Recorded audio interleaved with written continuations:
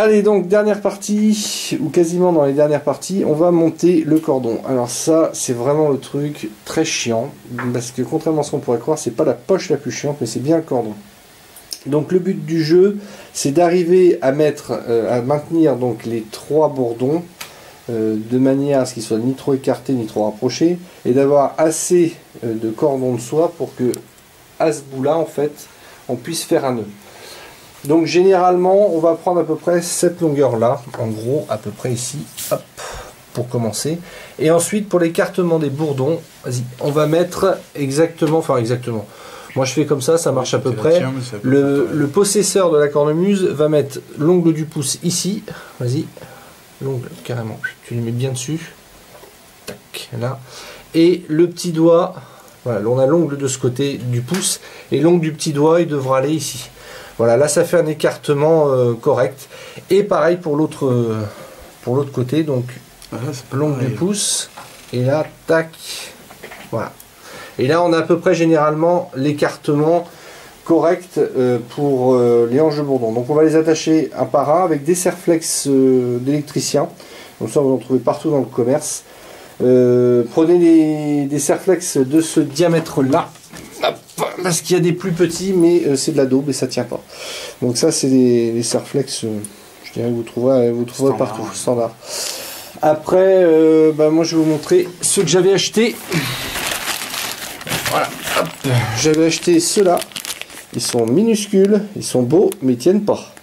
Donc résultat des courses, j'en ai mis 2 pour faire tenir un fil, et en fait après j'ai renforcé avec un blanc parce que ça tenait pas.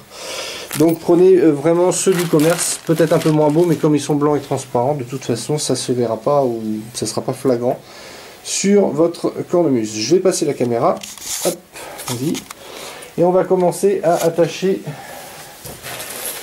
le cordon.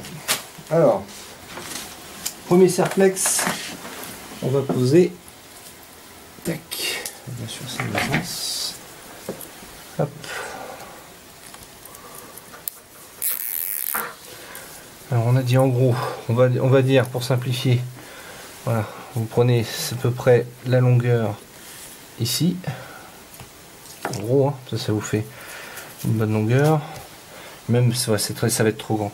Prenez à peu près cette longueur là, ça suffit largement. Hop, donc voilà, vous arriverez ici. Sinon après il n'y aura plus assez pour faire le tour. C'est vrai qu'ils auraient pu prévoir des cordons un peu plus grands, malheureusement elles sont de cette taille.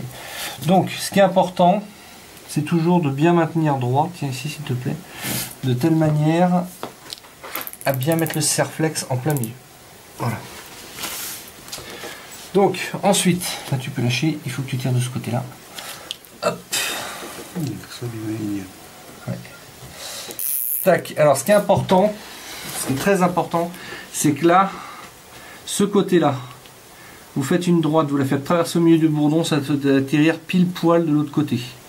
En fait ça doit vraiment bien être équilibré, parce que si vous le faites par exemple comme ça, et ben ça va pas tenir, ça va pas être correct.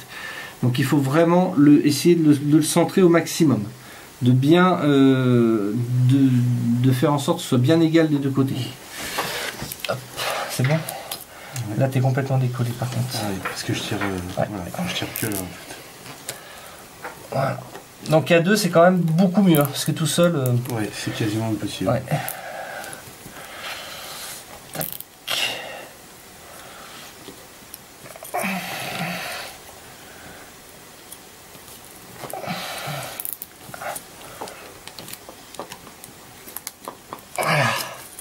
Donc là, une fois que c'est mis, bien sûr, ça va dans la rainure.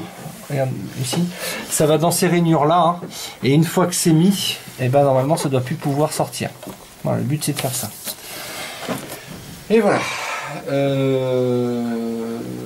Okay. Donc on va faire le deuxième, et puis on montrera celui-là après. Celui-ci, on le fera caméra éteinte. Celui-ci bah aussi, parce que ça sera exactement le même principe, sauf que là vous avez une rainure, là vous avez une rainure, là vous en avez pas. Vous atterrissez donc sur la partie centrale du bourdon de basse et vous le mettez exactement au même niveau que les autres. Voilà. Après on reprendra ici sur celui-ci et on fera le nœud. Donc pour l'instant on va monter ça et ça caméra éteinte, et après on reprendra pour le reste. Allez, donc dernière partie du montage du cordon. Donc on a fait la même chose ici, là. Ici on est venu tirer un petit peu comme ça.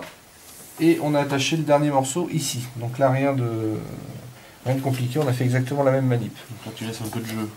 Voilà, faut pas que ce soit trop tendu parce qu'ici il y a toujours une coulisse. Même si on s'en sert pas à l'habitude, il se peut qu'un jour ou l'autre vous soyez amené à l'utiliser, donc il faut quand même laisser un petit peu de jeu.